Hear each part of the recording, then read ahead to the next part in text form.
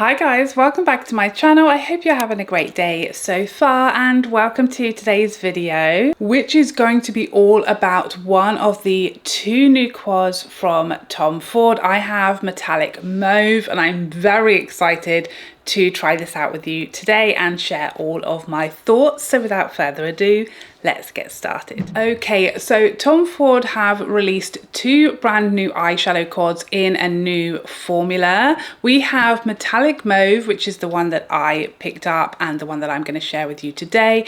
And we also have Rose Veil. So both of these quads come with the usual hefty Tom Ford price tag of £74. But let's take a little close-up look at the palette and some swatches.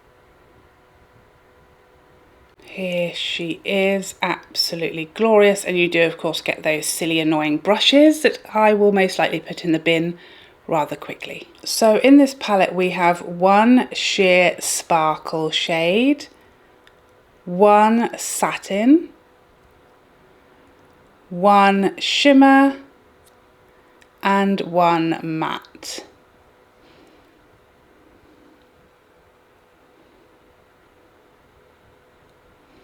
And doesn't that just delight your eyeballs?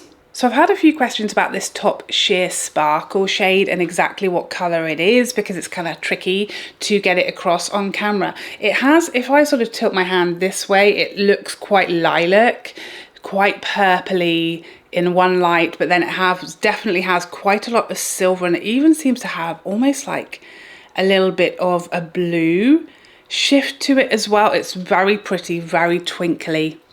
Let's jump into the demo and see how these shadows look on my eyes. Okay, so I'm kind of going to follow the instructions, the directions for using this little quad that are on the Tom Ford website. So they say to use shade 1 all over the lid, it's like your transition shade, then to go in with these two sparkly shimmery shadows on the mobile lid, and then to deepen smoke up the outer V and the crease with this matte shade down here. So I'm kind of going to follow those instructions. I'm starting off with my big fluffy Sonia G brush from the holiday collection and this lighter satin shade as my transition.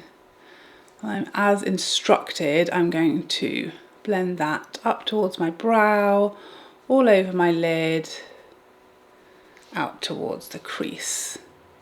It feels super buttery, this shadow, really lovely, really soft. Perfect sort of texture and pigmentation for that first shadow, not too much, easy to blend.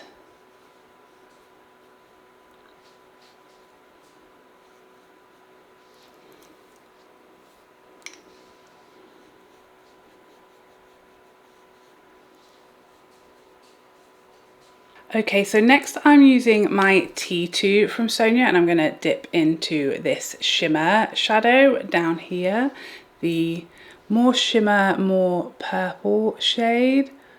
That is very pretty. Reminds me of the purple in, it reminds me of the purple shadow in Pat McGrath's Opalescent Orchid. Similar shade.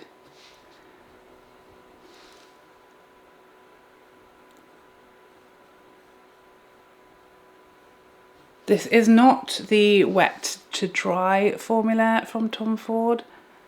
It's very creamy, very smooth. I'm really not feeling any fallout. I will do a little close-up inspection in a minute and see if I can see any fallout at all, but I'm not feeling, you know, it raining down on my cheeks or anything. So that's a good sign. I'm kind of focusing this on the middle of my mobile lid, and then I'm going to use my Rephr 21 and the Sheer Sparkle shadow, see how this translates on my lid, what kind of colour we're seeing pull through, and I'm kind of patting that over the top of the purple as well as that blank space. Going to give us an extra bit of sparkle. I'm noticing a couple of flecks of fallout from this shadow, which you would expect because it is a sparklier shadow, so you are going to get some little flecks of fallout, undoubtedly, but not a crazy amount, just a couple of little specks.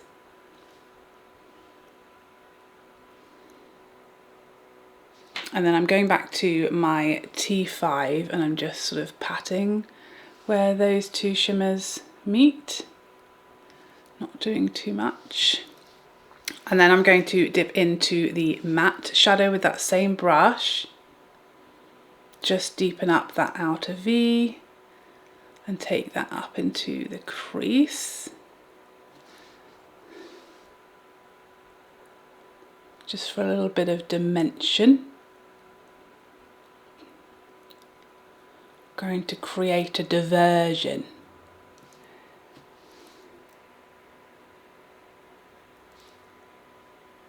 I actually want to go back and add a bit more of this shade just here. It is definitely quite sheer.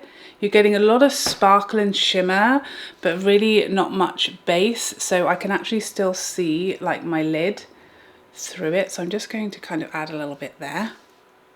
Okay, and then finishing off with my Sonia T4 and a little bit of this satin under the lower lash line.